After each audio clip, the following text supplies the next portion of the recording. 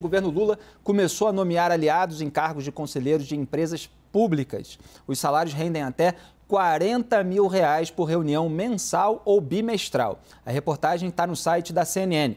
As primeiras mudanças foram no Conselho do Banco Nacional de Desenvolvimento Econômico e Social. Um conselheiro do BNDES recebe R$8 mil para cada reunião mensal e extraordinária. A ex-ministra do Meio Ambiente, Isabela Teixeira, está entre os novos nomeados. Os governistas se preparam agora para substituições em outras empresas. Na Itaipu Binacional, os indicados pelo ex-presidente Jair Bolsonaro devem perder cargos para novos indicados. A remuneração é de R$34 mil para reuniões bimestrais. Os nomes indicados passam pela análise da Casa Civil. Muito bem, Paulo, até começo por você esse debate e essa informação. Eu até trouxe outro dia aqui que eu chamava Itaipu Binacional um tempo atrás, de uma maneira crítica, irônica, até talvez forte, de paraíso das boquinhas, porque os salários são muito altos para pouca atividade. Se você for ver ali a quantidade de reuniões, talvez não corresponda a um salário médio na iniciativa privada, vamos dizer assim, por reuniões semelhantes. Ou pelo menos impressiona a média da população brasileira. E agora a gente vê essa distribuição por cargos em nome de governabilidade, em nome de cabide de emprego, que a gente vê acontecer em vários governos. Esse não é o único, não é o primeiro em que isso acontece. Como é que você avalia esse toma lá da cá e essas benesses? Porque os cargos realmente remuneram bem. Muitas vezes isso está fora. Até outro dia aqui no Arena eu coloquei que, olha, as pessoas também têm interesse na remuneração, porque muitas vezes se discute cargo, poder, etc., mas tem o peso do dinheiro. Tem tudo isso. A Itaipu é o paraíso. A melhor situação pública do planeta é a Itaipu. Não há nenhuma análoga a ela. Ela é uma binacional. Aí, independente da moeda do Brasil ou da moeda do Paraguai, então ela é dolarizada, a coisa. Aí a questão de fiscalização. Os órgãos de controle do Brasil não podem fiscalizar uma empresa do Paraguai. Os órgãos de controle do Paraguai não podem fiscalizar uma empresa do Brasil. Então ela presta contas ao próprio conselho, que está ali e faz essas reuniões muito raras, com, se eu não me engano, a remuneração é $15 mil, é algo assim, a checar, tá? Para eu não ser injusto aqui, mas é uma coisa alta, por isso que há grandes disputas ali pelo Conselho de Itaipu. Esses outros conselhos de outras empresas, eles funcionam muitas vezes ou como um cabidão para você fazer um arranjo político, ou para tornar viável você trazer um quadro qualificado, que tem esse lado também, para ocupar um alto posto no governo e que aquele alto posto, pela legislação, pelo patamar de rendimento, não condiz com o que aquela pessoa ganharia no mercado e ela às vezes nem tem a gordura para dizer, olha, eu vou fazer 4 anos de sacrifício aqui e vou ganhar menos do que eu ganharia na iniciativa privada. Tem esses casos também, é preciso dizer. Aí, então, a pessoa vai lá para um ministro, se eu não me engano, ganha cerca de R$22 mil, uma coisa assim. Então, uma pessoa que tem uma colocação no mercado muito maior, ele vai assumir lá mais 4, 5 conselhos dele para acumular, para chegar num ponto para eles. Os governos usam isso, os governos estaduais usam isso, e o governo federal usa isso. Seria, talvez, a melhor que a gente debatesse, acabasse com hipocrisia, mas também que veio de uma certa irresponsabilidade de nomeação, e você ter cargos que a pessoa tem 200 bi de orçamento de responsabilidade e uma remuneração final baixa, que acaba sendo atraente só para quem não precisa daquilo para sobreviver ou para quem está mal intencionado. Né? Pessoas que têm espaço no mercado vão buscar essas situações. Mas esse é o melhor dos casos. O pior é quando vai para o cabidaço mesmo, onde troca por apoio político, que aí o resultado não chega. Né? Quando é um qualificado assumindo um conselho, tudo bem. Raquel, o que você destaca disso? E essa notícia vem no contexto de um cenário em que a gente pode ter ainda uma mudança na lei das estatais, com afrouxamento da política ali, dos critérios de indicação, que pode aumentar ainda essa impressão que a gente fica desse toma lá da cá geral, em que muita gente se dá bem, sem que necessariamente os serviços públicos melhorem. Felipe, infelizmente isso sempre foi uma praxe. No sistema político brasileiro, você utiliza esses cargos em conselhos de estatais para completar os salários. Completar, né? De ministro, de secretário, porque geralmente não são salários que são equivalentes ao que a pessoa teria na iniciativa privada, e você acaba oferecendo esses cargos, a gente tem até um nome engraçado de jeton. e para complementar a renda dessa pessoa, como se fosse algo válido, né? Não é. Não é assim que se faz as coisas. Mas, enfim, isso foi sempre uma praxe, vem de outros governos. Quando você entra com a lei das estatais, você coloca algum tipo de moralização, porque aí você exige critérios técnicos, experiência na área, você deixa de fora os políticos, quem participou de campanha, quem estava diretamente envolvido, você consegue de alguma forma fazer algum tipo de filtro, né? Por exemplo, o caso que foi citado ali da ex-ministra do Meio Ambiente, Isabela Teixeira, no BNDES, ela talvez tenha uma qualificação para ajudar o BNDES nessas políticas ambientais que estão sendo necessárias, enfim. Você tem algum filtro que traz a lei das estatais. O que está acontecendo agora é uma tentativa de reversão desse processo por 3 vias. A gente tem a via no Supremo Tribunal Federal, que teve um voto favorável do ministro Ricardo Lewandowski, aí houve na semana passada o pedido de vistas do ministro André Mendonça, ele tem 90 dias para colocar o caso de novo em votação. Graças àquela alteração que a Rosa Weber fez nesse tipo de procedimento para dar um limite nesse tempo em que o ministro fica com o processo após o pedido de vista, que é mais tempo para analisar. Isso, exato.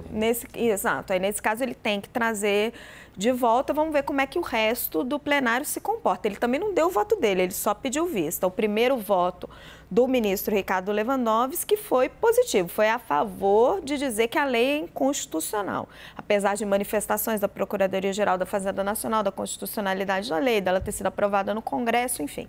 Aí depois você tem uma segunda vertente, que é a discussão no próprio Congresso Nacional. Foi aprovada a toque de caixa na Câmara dos Deputados, praticamente o fim da quarentena, eram para que pessoas que participaram de campanhas políticas, que têm envolvimento com partidos políticos, possam entrar direto nas empresas estatais. Era de 36 meses, foi para 30 dias. Isso está parado no Senado, mas eu tive a informação que na semana passada teve uma reunião no Colégio de Líderes, no qual o Rodrigo Pacheco foi cobrado de colocar isso de volta na pauta, se não me engano, por representantes do PSD. Ele disse que não era favorável a essa mudança, mas que não se negaria a colocar em pauta se fosse a demanda de todos os partidos. Então, pode ter surpresas por aí. E do outro lado, nós temos essa mesma discussão sendo feita pela Advocacia Geral da União e pela Casa Civil, com o Ministério da Fazenda totalmente alijado do processo, querendo não se envolver. O ministro Fernando Haddad, na entrevista que deu para nós na sexta-feira, disse que ele não concorda com uma liberalização irrestrita, né? Ele não discordou dessa interpretação que vem sendo feita pelo PT de que você tem que dar mais liberdade para os políticos entrarem nas estatais, mas não concordou com esse prazo de 30 dias, mas se retirou do debate. Ele disse que só deve entrar quando for chamado para verificar se precisa ter algum veto ou não. Então, a Fazenda, que seria o ministério que poderia dar alguma racionalidade a esse debate, está saindo dele, está se deslocando e deixando realmente só para a área política do governo. Hélio, Lula quer garantir o controle em empresas públicas? É a pergunta da nossa tarde. Ele não só quer garantir o controle de empresas públicas, como ele quer manter as empresas públicas, né? Porque nada disso estaria acontecendo se essas empresas não estivessem nas mãos do Estado. Portanto, elas estão ali como um potencial de tomada de poder, de salários, de troca de favores, etc. Havia, Felipe, 213 empresas estatais em 2018. Ano passado, 130 empresas estatais. Houve privatizações. Mas acontece exatamente o que o Paulo Eduardo estava mencionando. Além da questão de complementação de salário para trazer bons quadros, que na verdade, é exceção. O que mais acontece é o tal do varejão da política, nomeia todo mundo. No governo Bolsonaro, os militares entraram nessa dança também, começaram a exigir cargos em conselhos de administração de companhias estatais. E são companhias estatais, algumas são economia mista, então tem mais gente olhando, outras são como a Itaipu, binacional, mas outras são fechadas, ninguém presta atenção, mas está lá, uma opção de funcionário, quase não faz nada, um conselho de administração. Sobre a Itaipu binacional, É curioso, né? Só para dar um exemplo sobre esse tipo de problema que a gente tem no Brasil.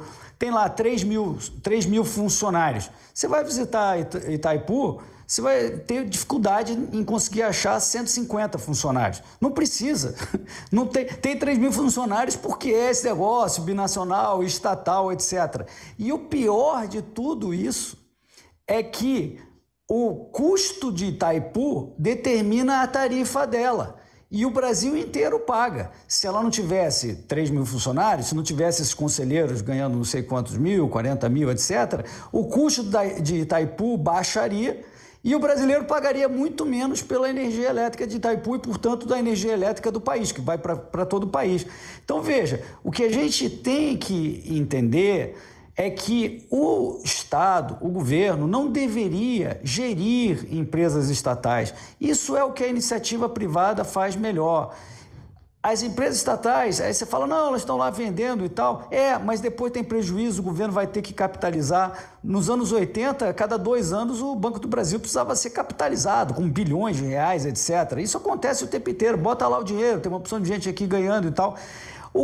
As pessoas que efetivamente se preocupam que o governo deveria estar focado, por exemplo, em programas sociais ou infraestrutura, deveriam falar, pelo amor de Deus, vamos tirar essa empresa das mãos do governo, tira esse troço, que é uma distração, é um cabide de emprego, é um custo adicional e um risco de ter que cobrir prejuízos que não é para estar nas mãos do governo. Aí acabou o problema. Se não tem mais esses cargos para distribuir, a gente não estaria falando sobre esse assunto aqui. Gabriela, o Hélio está defendendo aqui privatizações de empresas estatais. Você vê que é possível manter empresas estatais, empresas públicas, mas dar mais eficiência a elas? Porque a gente vive num debate sobre essa tensão dos interesses políticos e da eficiência das empresas que muitas vezes ficam prejudicadas em razão deles. Como é que você avalia? Não, é possível, né? A lei das estatais, inclusive, ela traz algumas coisas que são válidas. Nesse caso das indicações para os conselhos, ter a qualidade técnica, ter a comprovação, né, de habilidade e o porquê de estar indicando, você elimina em parte o risco de ter ali só acomodação política, né? E vamos lembrar, a gente está aqui falando do caso, né, do atual governo, mas essa prática de usar os conselhos, como o próprio deputado Paulo falou no início, de usar os conselhos para complementar salários ou para acomodar aliados políticos, ela é antiga, né? E não é só nas empresas estatais, isso é em todos os lugares do setor público e onde é possível você indicar, nomear pessoas, cargos de confiança, enfim, sem concurso público, isso sempre foi utilizado. O próprio, como que é o nome dele? Eu acho que o Célio Faria Júnior, que foi chefe de gabinete do Bolsonaro, ele e a esposa juntos acumularam 3 cargos em conselhos de estatais, né? Recebiam quase 80 mil reais. Então, existe essa prática. Mas eu também queria levantar um ponto que o Hélio foi para o lado da privatização, não privatização. Eu sou contra a privatização desnecessária de estatais que são lucrativas, né?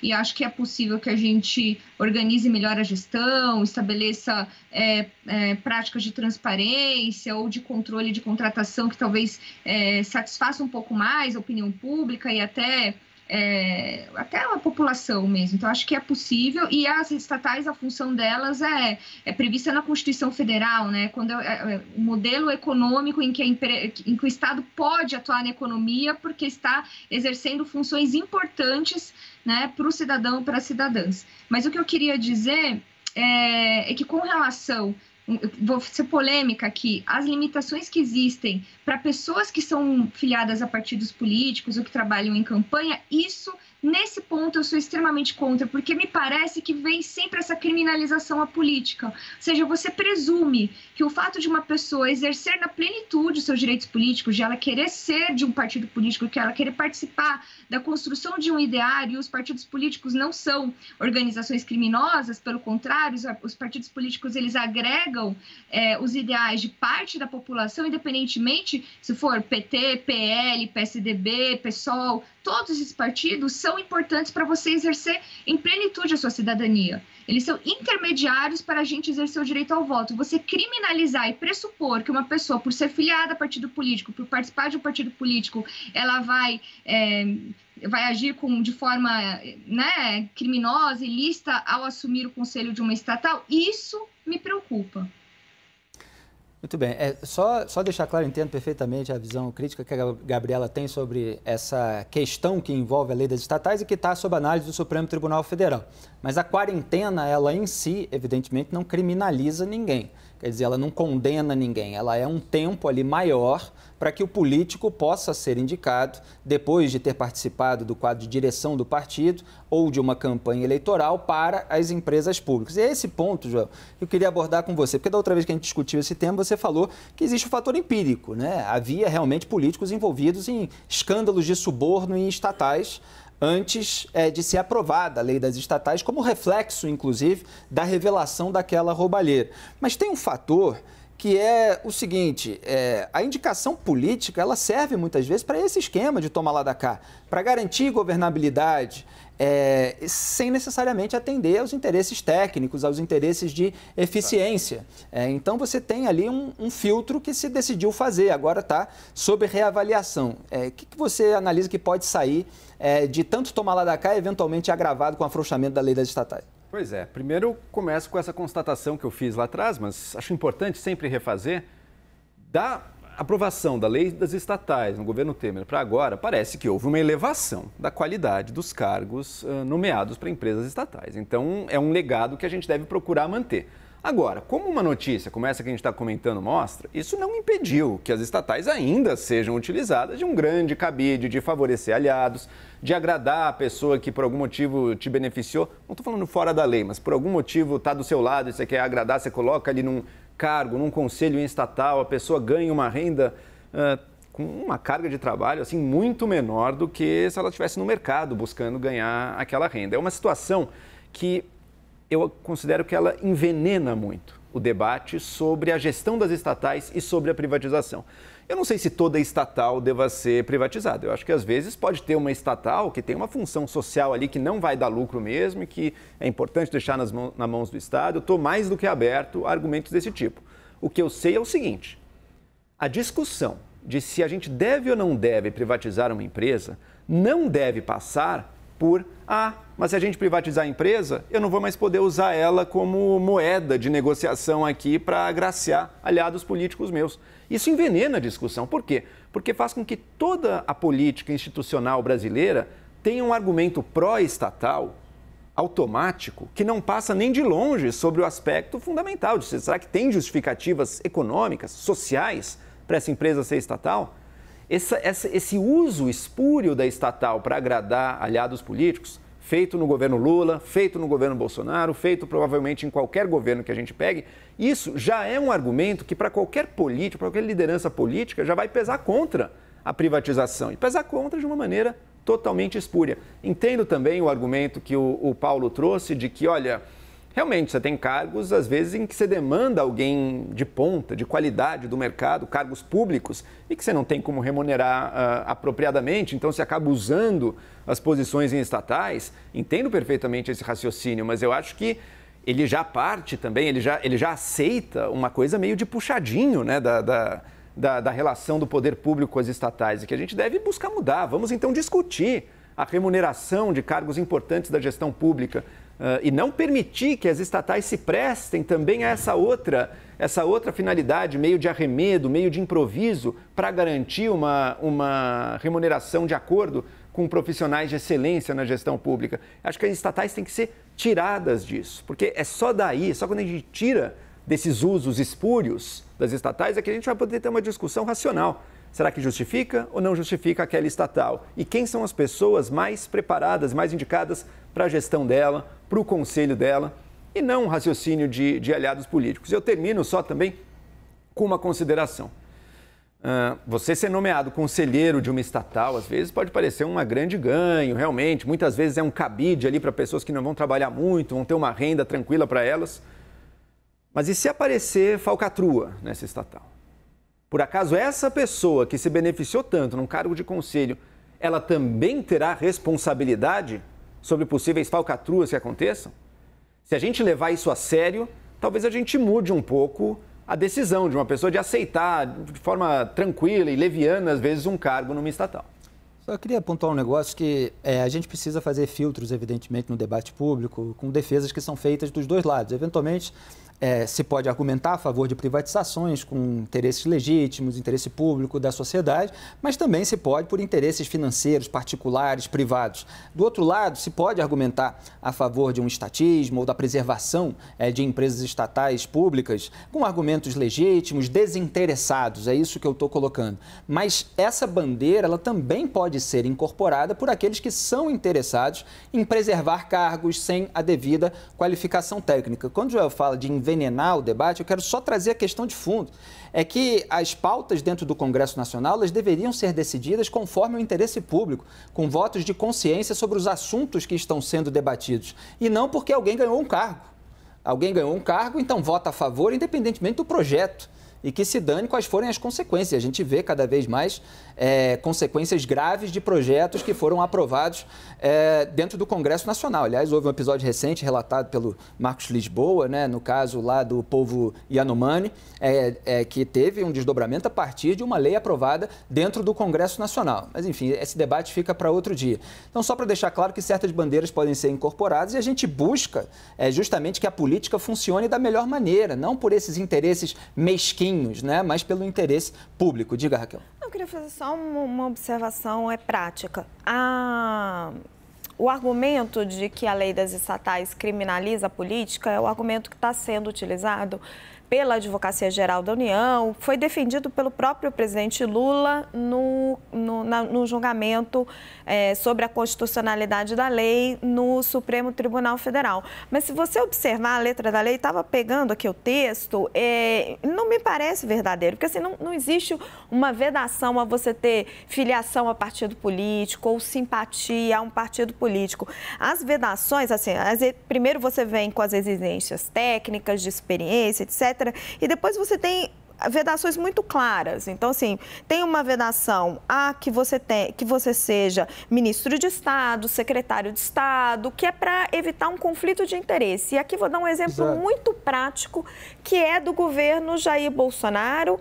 Ainda não mudou o conselho, é um exemplo que está ali, né? Você tem um conselheiro que era secretário executivo da Casa Civil de Jair Bolsonaro. Ele foi aprovado a despeito do voto contrário do Comitê de Elegibilidade da empresa, e toda vez que você tinha definições importantes sobre a companhia, política de preços, etc., ele tinha um conflito de interesse direto, porque era um conflito de interesse relacionado à política de preços que queria ser adotada pelo governo federal. Então, assim, isso foi claramente argumentado. Então, quando você tem um ministro de Estado, muitas vezes ele está representando ali os interesses da União, que é o acionista controlador, mas não necessariamente é exatamente o interesse daquela estatal, ainda mais se ela for de capital misto, como é o caso da Petrobras e de outras empresas. E o interesse do grupo político que está em poder naquele momento. Exatamente. E do qual ele faz parte.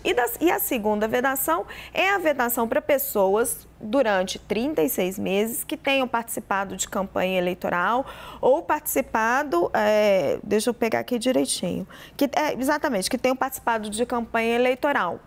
E por que existe essa vedação? Porque lá atrás, quando o senador Tasso Gereissati montou essa lei, existia a prática de você remunerar as pessoas que tinham participado de campanha eleitoral, agraciando elas com cargos estatais. A gente tem que mudar de pauta, mas, Paulo, para arrematar muito rapidamente... A Raquel está respondendo a minha argumentação, então eu preciso responder a resposta dela.